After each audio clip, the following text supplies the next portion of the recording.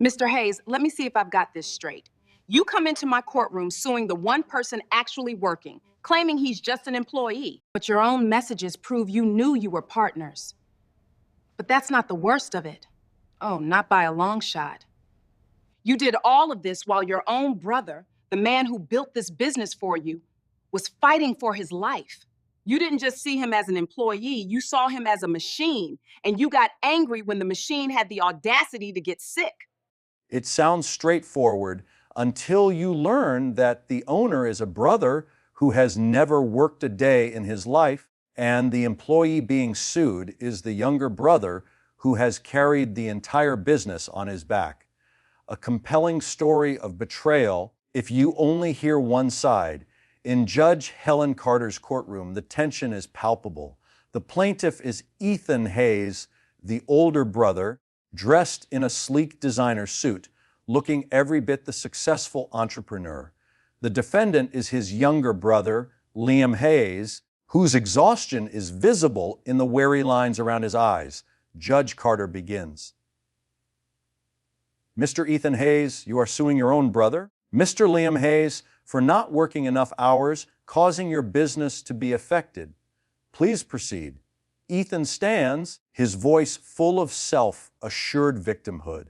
Your Honor, my parents left me our family business, the Hayes family kitchen. Out of the goodness of my heart, I gave my brother a stable job as the manager. We agreed he would work full-time 8 hours a day. But for the last 6 months, he has become incredibly lazy. He shows up for a few hours, then disappears.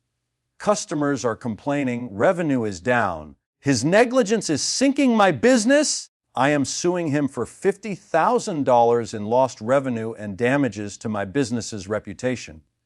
Judge Carter narrows her eyes. Let me get this straight. It's your name on the door, but you're suing the guy who's actually running the place because it's failing. What exactly is your job description, sir, besides cashing the checks? I handle the big picture items. Ethan stammers.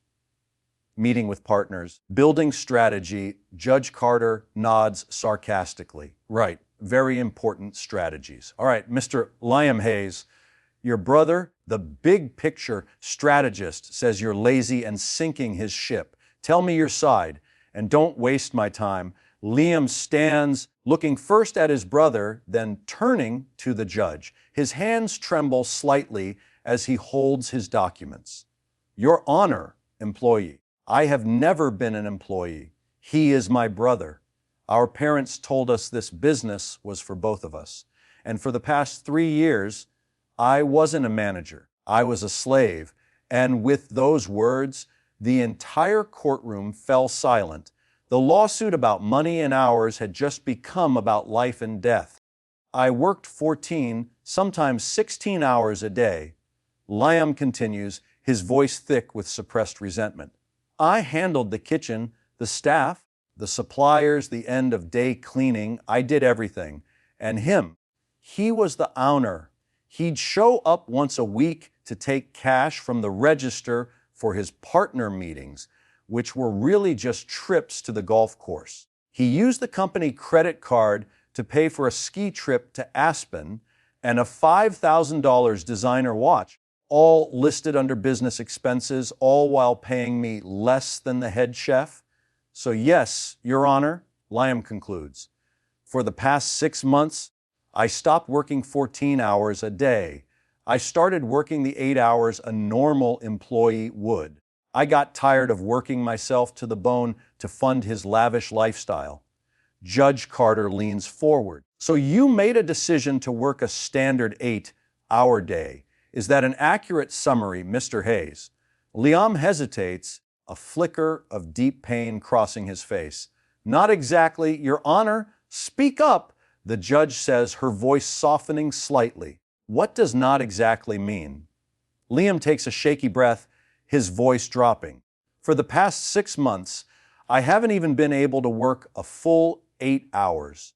The real reason I'm not at the restaurant all day is because I have to spend 4 hours every single afternoon at the oncology center at Mount Sinai Hospital. I have stage 3 lymphoma.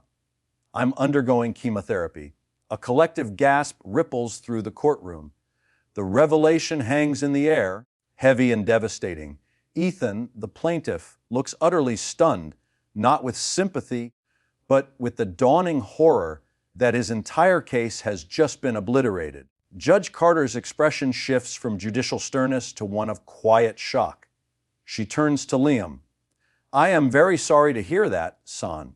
Then, her head slowly swivels toward Ethan, her voice becoming as cold and sharp as ice.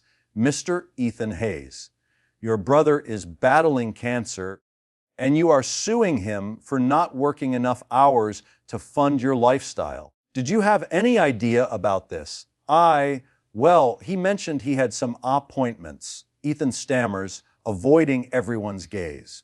I'm a busy man. Your Honor, I have strategies to build, partners to meet. I didn't know the specifics. The specifics, Judge Carter repeats, her voice dangerously low.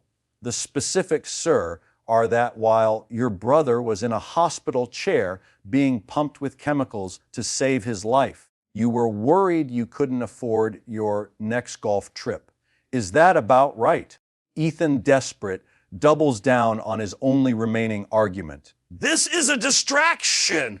He's just a disgruntled employee trying to win sympathy. The business is legally in my name. There was never any partnership agreement. Really? Judge Carter's smile is gone. Mr. Liam Hayes, do you have any proof of this supposed partnership? Liam nods to his lawyer. Yes, Your Honor. We have the history from our family's WhatsApp group chat named Hayes Family. The evidence is displayed on the large monitor. Ethan flinches, his knuckles turning white as he grips the plaintiff's table. Judge Carter puts on her reading glasses. A message from your father. This business belongs to both of you boys. You must carry the burden together. Profits are to be shared equally. Very clear. She scrolls down. Oh, and here's one from you, Ethan, sent last June, Liam. I'm busy in Aspen with friends this weekend. You handle everything at the restaurant. We're partners after all. Aspen must be where the big picture, strategic meetings are held. She scrolls again. And another from you. Hebro, handle the inventory order tomorrow. As for my part as a partner, I have to go meet some VIP clients. The silence is deafening. Ethan has been exposed as a liar by his own words. Judge Carter takes off her glasses and looks directly at him. Mr. Hayes, let me see if I've got this straight. You come into my courtroom suing the one person actually working, claiming he's just an employee, but your own messages prove you knew you were partners.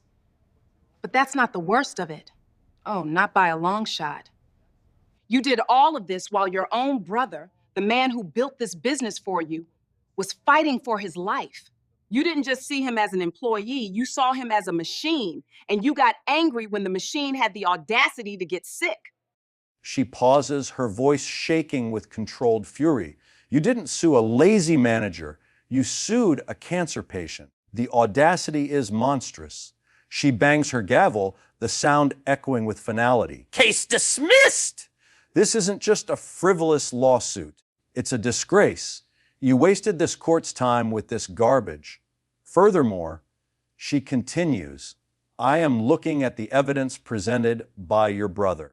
Based on your own admission of a partnership and the horrific context of your brother's illness, I am ordering an immediate and thorough audit of this business's finances.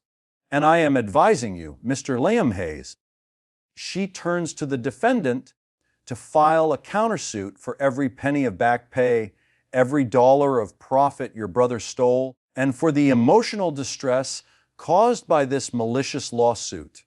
Mr. Ethan Hayes, you didn't just bring a frivolous case to my court, you revealed to the world exactly who you are. Now get out.